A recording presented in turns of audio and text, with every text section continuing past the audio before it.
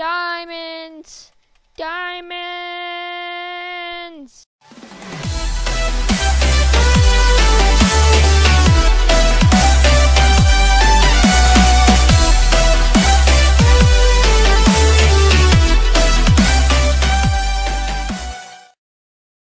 Hey guys, this is TryHard here with a new kind of episode actually.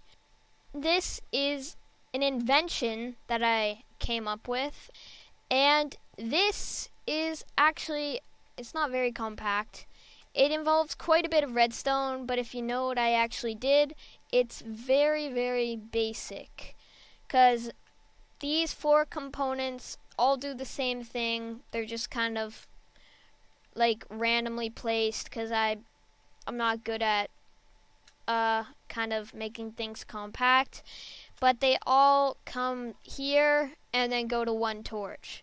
So I didn't even like give a demonstration at all of this. So it is a four-digit combination lock, and it will open this door once I press the right numbers. It doesn't really matter which order I press it in, but when I press these, it will open up the door, and I can reset it from inside, and then when I reset it, I can open it again. If I press the open button when the door's still open, it won't do anything.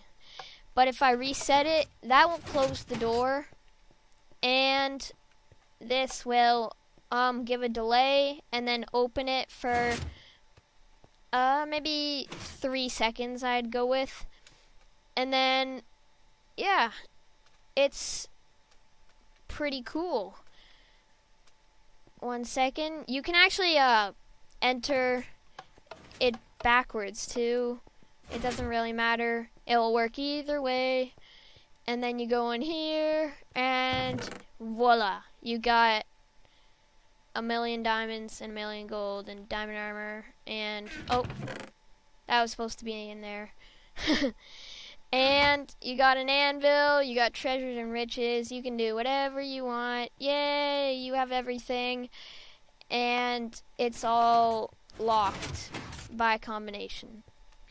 I'm going to quickly go ahead and explain in, not the greatest detail because that would take too long, but kind of roughly explain what this does.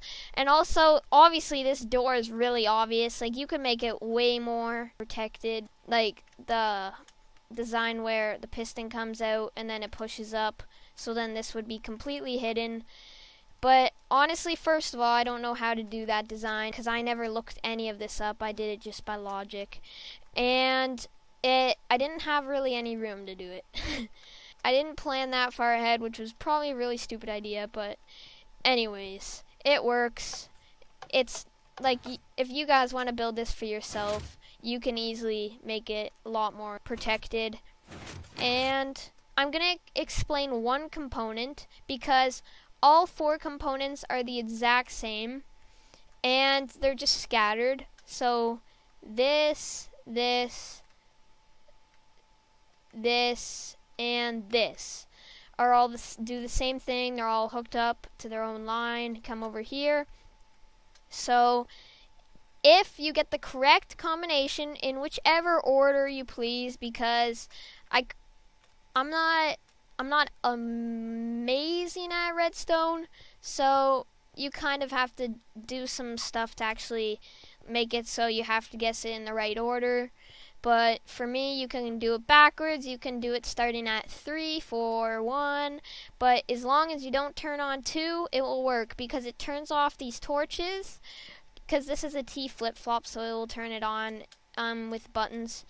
And if you don't know what T flip-flop is, it basically powers it for a very quick pulse, which switches this and turns this line on until you press the button again. But that's what the reset line's for, so you don't have to press the button again. That was a mouthful. So when these 3 turn off, this line will all turn off. And if one of these is still on, and if these 3 are off but this is on, then it will still be powered. Whenever this line is powered, this torch is off, which activates the door. So this is the biggest kind of noticeable part. So just to explain that, that's basically the open button. it's just the delay, so it stays on for the longest amount of time that I could have. And then there's like a delay before it actually opens the door. So, let me just explain the reset line here. It all feeds from inside the building and outside, if you choose not to go in. And then it travels along this line from the building, or from right here from outside, and travels along the same line, goes over here, powers these 4 pistons, this and then this, and then at the same time, and whatever line is activated at that time, the signal will make its way through the block that was extended, go up this line, travel all the way back to the beginning of the T flip-flop. I don't know if I was calling it RS Norlatch before. Hopefully I wasn't, because it's an actual T flip-flop. And then this will come over to the T flip-flop and activate it again, thus for turning it off. Woo! That's all said and done. Now I hope you understand what it does. It basically, if it's on, it turns it off. That's all it does. Which resets it. And then whenever you press the button, it turns on this line of redstone, which comes over here, turns off this torch. Blah, blah, blah, blah, blah, blah, blah, blah, blah. Okay, so I think that's all I wanted to explain. So thank you guys for watching. And if you want, you can build this yourself. Maybe I've showed it long enough that you can even copy it. Who knows? I'm not going to build this. It would take probably too long to build it in an episode.